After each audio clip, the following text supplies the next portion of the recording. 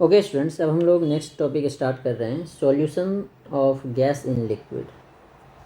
Solution of gas in liquid. Gas को जब हम लोग लिक्विड में डिजॉल्व करेंगे तो क्या होगा। गैसेस कर दो, इन लिक्विड कर देते हैं, ठीक है। गैसेस इन लिक्विड मतलब एक या एक से ज़्यादा सबके लिए एप्लीकेबल होगा। इसे ही हम लोग बोलते हैं सॉल्युबिलिटी ऑफ गैस।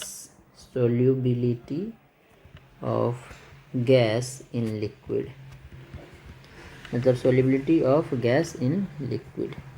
जो लिक्विड में गैस को डिजॉल्व कर रहे हैं ये किस फैक्टर पे डिपेंड करेगा और कैसे कैसे डिजॉल्व होगा। तो जो हम लोग इसे डिफाइन करते हैं, solubility of gas in any liquid is expressed in terms of absorption coefficient. इसे हम लोग एक्सप्लेन करते हैं एब्जॉर्प्शन कोफिशिएंट के टर्म में।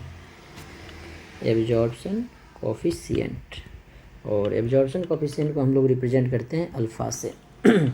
तो जो सॉल्युबिलिटी है गैस का लिक्विड में, इसे हम लोग रिप्रेजेंट करेंगे अल्फ़ा से, और अल्फ़ा का वैल्यू होता है V/V/P। ये जो स्मॉल v है ये वॉल्यूम ऑफ सॉल्यूट या वॉल्यूम ऑफ गैस जो डिजॉल्व कर रहे हैं। और इसे अगर हम लोग मिलीलीटर में ले रहे हैं, इन मिलीलीटर लें, जो हम लोग गैस डिजॉल्व कर रहे हैं इसका वॉल्यूम अगर मिलीलीटर में है तो जो ये वॉल्यूम है सॉल्वेंट का, वॉल्यूम ऑफ सॉल्वेंट, ये भी मिलीलीटर में होना चाहिए। ये भी मिलीलीटर में होना चाहिए। और जो प्रेशर है ये एटीएम में होना चाहिए। प्रेशर P जो है प्रेशर है इन एटीएम, ठीक है। तो इससे क्या मतलब है, जैसे मान लो हमारे पास 10 मिलीलीटर गैस में 10 मिलीलीटर लिक्विड में, वाटर में 5 मिलीलीटर गैस डिजॉल्व हो रहा है, 5 मिलीलीटर CO2 डिजॉल्व है। तो एक 10 में 5 डिजॉल्व है तो एक में कितना होगा 5/10। ठीक है। तो V/V का मतलब है 1 लीटर या 1 मिलीलीटर। अगर मिलीलीटर में ले रहे हैं तो मिलीलीटर में लेंगे। 1 मिलीलीटर में कितना मिलीलीटर डिजॉल्व है, या 1 लीटर में कितना लीटर डिजॉल्व है। तो हमें मिलीलीटर माना है तो बोलेंगे 1 मिलीलीटर में जितना मिलीलीटर गैस डिजॉल्व होगा, प्रेशर से डिवाइड कर दिया। मतलब 10 ATM पे मान लो इतना डिजॉल्व हो रहा है तो 1 ATM पे 10 से डिवाइड करेंगे। तो प्रेशर से जिससे डिवाइड कर रहे हैं मतलब उसे यूनिटी लेना है। आपको याद रखना है जिस टर्म से आप डिवाइड कर रहे हो उस टर्म को यूनिटी बोलेंगे, वो 1 होगा। तो यहाँ पे वॉल्यूम से डिवाइड कर रहे हैं मतलब वॉल्यूम यूनिटी है, और प्रेशर से भी डिवाइड कर रहे हैं तो प्रेशर यूनिटी है। और ये हम लोग लेंगे जितना हमारा गैस है। तो हम लोग इसे डिफाइन करेंगे वॉल्यूम ऑफ गैस, मिलीलीटर ही ले लेते हैं क्योंकि मिलीलीटर लिखा है। In millilitre that can be dissolved in unity, unity का मतलब 1 ml liquid solvent at temperature of experiment, जो हमारा एक्सपेरिमेंटल टेम्परेचर है, रूम लें या जो भी लें, and unity pressure 1 ATM pressure is known as absorption coefficient. तो ये डेफिनेशन मैं आपको लिख भी देता हूँ, एब्जॉर्प्शन कोफिशिएंट का डेफिनेशन। एब्जॉर्प्शन कोफिशिएंट शॉर्ट में मैं अल्फा लिख रहा हूँ, इसको डिफाइन करते हैं।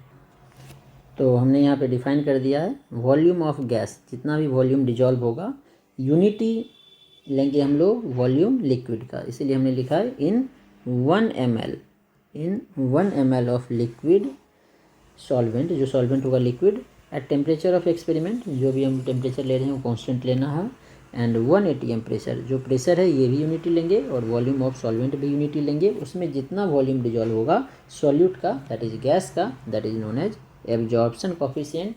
और एब्जॉर्प्शन कोफिशिएंट पे डिपेंड करता है सॉल्युबिलिटी। अगर अल्फा की वैल्यू ज़्यादा है तो सॉल्युबिलिटी ज़्यादा होगी, ठीक है। अब हम लोग देखेंगे factors affecting solubility of gas in liquid.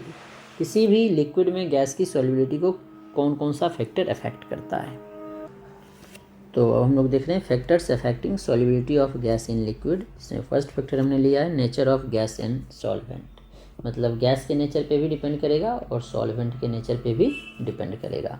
तो सबसे पहले हम लोग गैस की बात करते हैं। अगर गैस का क्रिटिकल टेम्परेचर, गैस का क्रिटिकल टेम्परेचर हमने 11th में पढ़ा था। क्रिटिकल टेम्परेचर वो टेम्परेचर होता है जिस पे गैस लिक्विड में कन्वर्ट हो। गैस का क्रिटिकल टेम्परेचर ज़्यादा हो मतलब हाई टेम्परेचर पे भी वो लिक्विड में कन्वर्ट हो जाएगा। इसका मतलब है लिक्विड के बीच जो फोर्स ऑफ अट्रैक्शन लग रहा है वो ज़्यादा है, मतलब आसानी से गैस लिक्विड में कन्वर्ट हो रहा है, मतलब लिक्विफिकेशन जो है आसान है, लिक्विफिकेशन जो है ईजी है। तो ये क्वेश्चन आते हैं एग्ज़ाम में कभी कभी। अगर क्रिटिकल टेम्परेचर ज़्यादा है तो लिक्विफिकेशन ईजी होगा, या मतलब liquefaction is easy at high critical temperature, low critical temperature, इस तरह से देगा। तो जिसका क्रिटिकल टेम्परेचर ज़्यादा है मतलब ज़्यादा टेम्परेचर पे भी गैस लिक्विड में कन्वर्ट होगा। तो क्रिटिकल टेम्परेचर ज़्यादा होने का मतलब ये लिक्विफिकेशन आसान है, मतलब उसका फोर्स ऑफ अट्रैक्शन ज़्यादा है। लिक्विफिकेशन आसान का मतलब क्या है, जो गैस मॉलिक्यूल है उसका फोर्स ऑफ अट्रैक्शन ज़्यादा है, वो आसानी से कम मतलब नज़दीक आ सकता है। तो फोर्स ऑफ अट्रैक्शन ज़्यादा है गैस का, मतलब वो आसानी से लिक्विड में भी डिजॉल्व होगा। तो इसकी सॉल्युबिलिटी इंक्रीज करेगी, सॉल्युबिलिटी बढ़ेगी, और वाइस वर्सा भी होगा, ठीक है, एंड वाइस वर्सा। इसका उल्टा भी ट्रू होगा, अगर क्रिटिकल टेम्परेचर घटाएंगे तो सॉल्युबिलिटी घटेगी। घटाएंगे मतलब ये तो फिक्स होता है, हम लोग चेंज नहीं कर सकते हैं, किसी भी गैस का क्रिटिकल टेम्परेचर फिक्स होता है। तो जो गैस का लिक्विफिकेशन आसान होगा, जिसका क्रिटिकल टेम्परेचर ज़्यादा है, जैसे कि हमारे पास मान लो दो गैस है, एक CO2 है एक O2 है। तो O2 नॉन पोलर है तो इसका फोर्स ऑफ अट्रैक्शन कम होगा। CO2 जो है ये भी नॉन पोलर है, लेकिन जो ऑक्सीजन मॉलिक्यूल है, ऑक्सीजन है, इसे पार्शली निगेटिव और इसे पार्शली पॉजिटिव है, तो इसके कारण क्या होगा, इसमें फोर्स ऑफ अट्रैक्शन ज़्यादा होगा। लेकिन O2 में ऐसा कुछ नहीं है। तो CO2 का क्रिटिकल टेम्परेचर क्या है, ज़्यादा है, इसलिए CO2 जो है लिक्विड में आसानी से डिजॉल्व होगा एज कम्पेयर टू ऑक्सीजन। इसलिए CO2 ज़्यादा अमाउंट में डिजॉल्व होगा वाटर में एज कम्पेयर टू ऑक्सीजन, ठीक है। जैसे हाइड्रोजन है, ये भी कम डिजॉल्व होगा, लेकिन CO2 ज़्यादा डिजॉल्व होगा, इसीलिए कंपनी वाले CO2 गैस को वाटर में डिजॉल्व करते हैं, जो हम लोग कोल्ड ड्रिंक पीते हैं। इसी तरह अगर HCl है, ये भी आसानी से लिक्विफाई हो जाता है HCl गैस, तो ये भी आसानी से डिजॉल्व होगा, ठीक है। इसके बाद जो हम लोग नेक्स्ट देखेंगे टेम्परेचर, टेम्परेचर का इफ़ेक्ट देखेंगे, टेम्परेचर कैसे डिजोल्यूशन को इफ़ेक्ट करेगा। तो जो सॉल्युबिलिटी ऑफ मैक्सिमम गैस है लिक्विड में, ये एक्जोथर्मिक प्रोसेस होता है। ये कौन सा प्रोसेस होता है, exothermic. Solubility of gas in liquid is exothermic.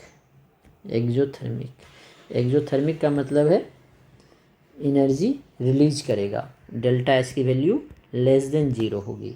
और एक्जोथर्मिक रिएक्शन में हमने ली चैटेलियर प्रिंसिपल से देखा था, ली चैटेलियर प्रिंसिपल देखा था, अगर एक्जोथर्मिक रिएक्शन हो तो टेम्परेचर अगर बढ़ाएं तो इक्विलिब्रियम कांस्टेंट के की वैल्यू डिक्रीज कर जाती थी, मतलब बैकवर्ड रिएक्शन होगा, मतलब डिजोल्यूशन फेवर होगा, सॉल्युबिलिटी कम हो जाएगी, डिजोल्यूशन फेवरेबल नहीं होगा, डिजोल्यूशन फेवरेबल नहीं होगा, मतलब सॉल्युबिलिटी घट जाएगी। अगर टेम्परेचर बढ़ाएंगे तो सॉल्युबिलिटी डिक्रीज करेगी। तो अगर इसका हम लोग ग्राफ के थ्रू देखें, तो एक ग्राफ बना के देखते हैं, तो इस तरह से ग्राफ बनेगा, सॉल्युबिलिटी डिक्रीज करेगी। इधर हम लोग सॉल्युबिलिटी ले रहे हैं, इधर हम लोग टेम्परेचर ले रहे हैं, तो टेम्परेचर अगर बढ़ाएंगे तो सॉल्युबिलिटी घटेगी। इसके बाद नेक्स्ट है प्रेशर। प्रेशर का जो इफ़ेक्ट है ये हम लोग देखेंगे हेनरीज लॉ से। तो यहीं पे अब हम लोग देखेंगे हेनरीज लॉ से। तो it is explained bye Henry's law, explained by Henry law. वैसे अगर प्रेशर बढ़ाएंगे तो सॉल्युबिलिटी बढ़ेगी, हेनरीज लॉ। और प्रेशर बढ़ाने से जो सॉल्युबिलिटी ऑफ गैस है, सॉल्युबिलिटी ऑफ गैस ये इंक्रीज करेगी। तो ठीक है, तो अब हम लोग नेक्स्ट वीडियो में हेनरी लॉ देखते हैं।